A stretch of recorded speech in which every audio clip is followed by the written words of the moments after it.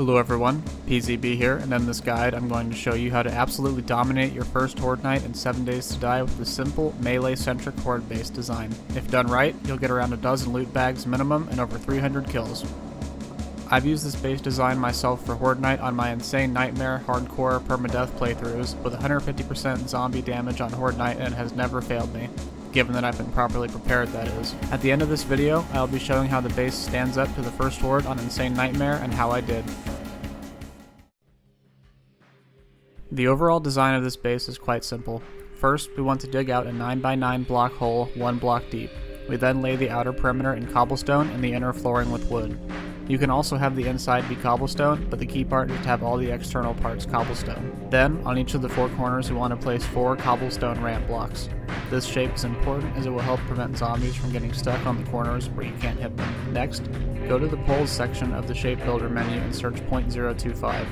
You will find the shape and you will want to put this at the base of each side.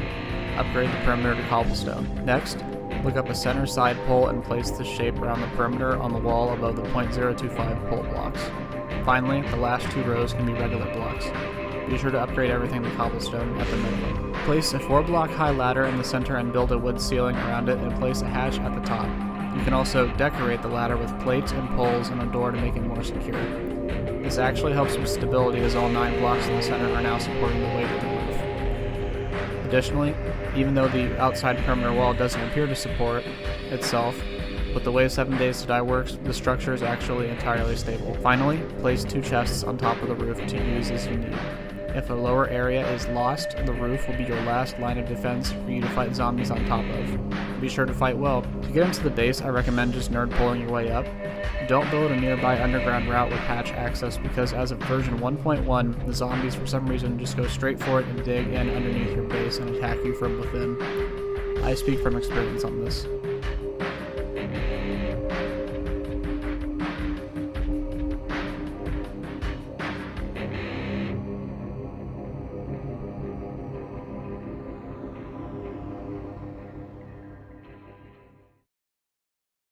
This base is very combat intensive and requires constant fighting in order to keep the zombies at bay.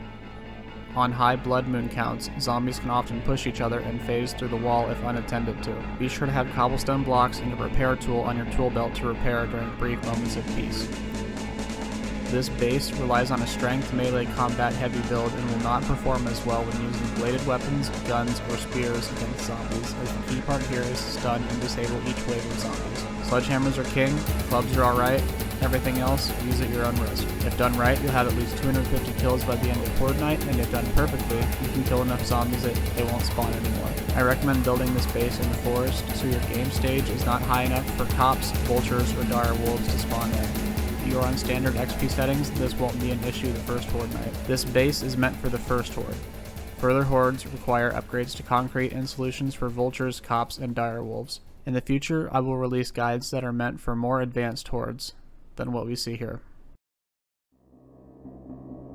This section assumes you are utilizing sledgehammers like I do. If you are not, feel free to skip ahead to non-build specific gear and preparation you will do. Much of the same logic applies with clubs here as well though.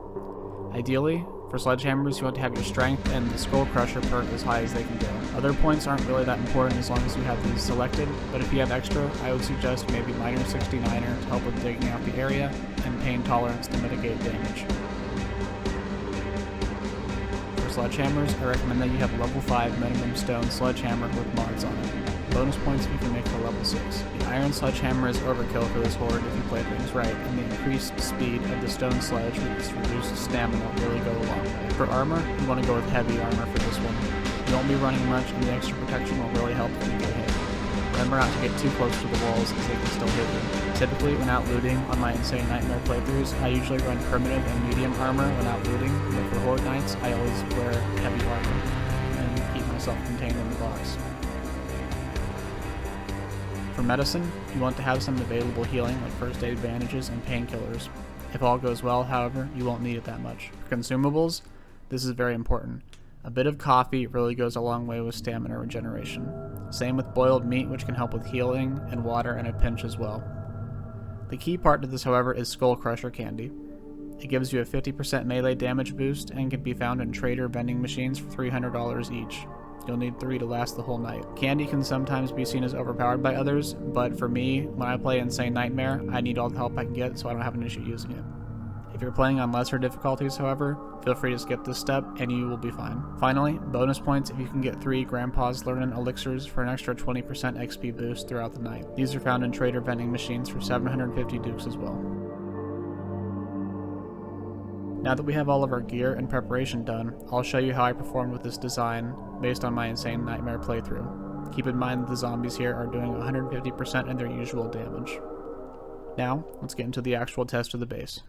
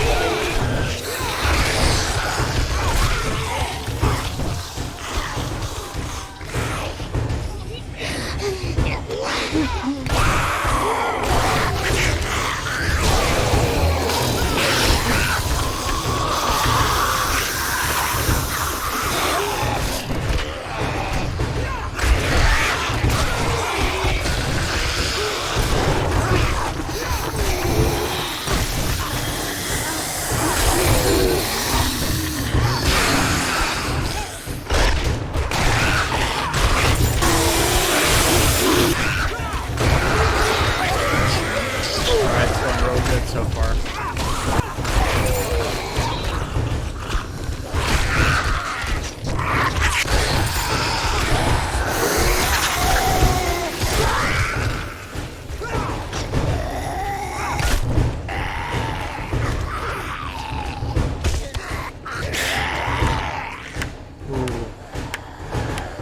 Okay, yeah, we need to keep an eye on the workers. Especially since they do 50% extra block damage on Horde.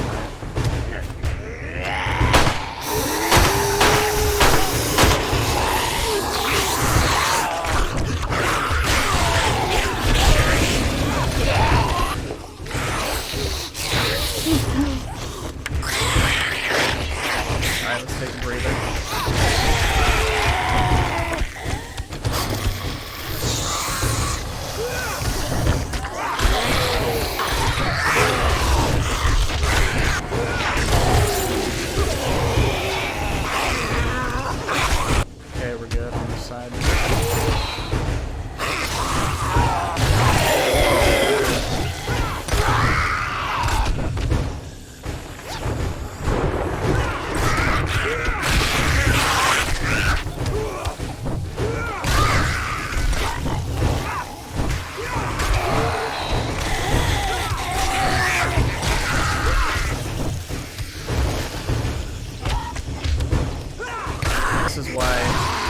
legendary part was worth it.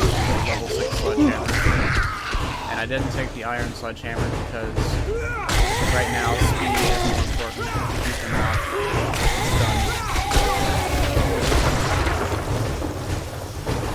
Yes, the iron sledgehammer is much more powerful, but with our candies, it doesn't matter because right now these are all regular zombies, and the most dangerous one is the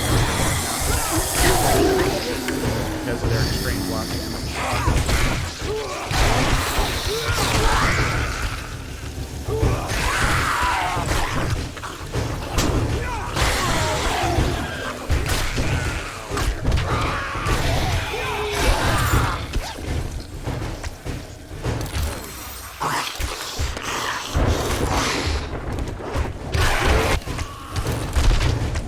A health bar just in case.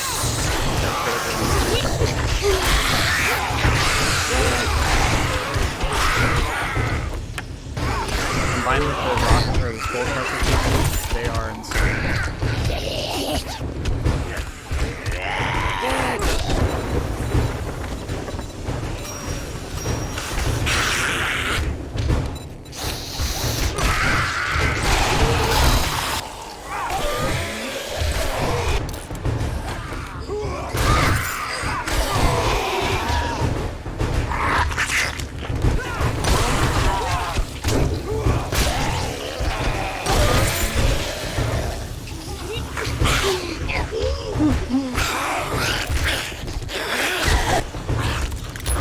No point in reloading.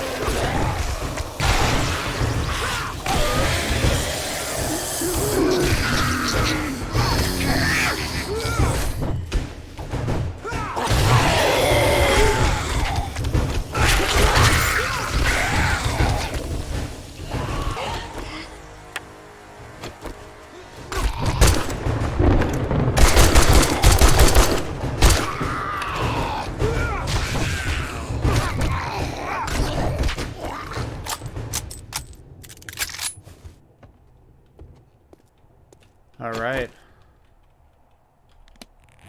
Look at that. 365, about 335 zombies killed. Just in time for Horde Night to end.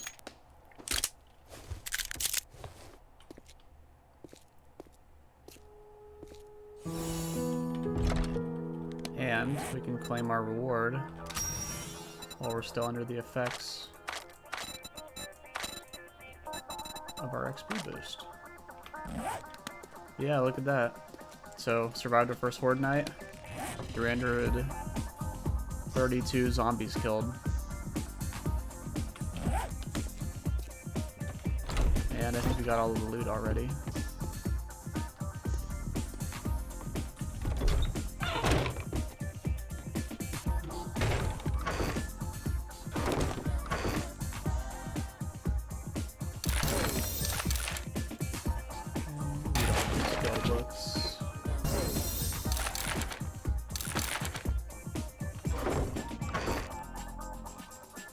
All right.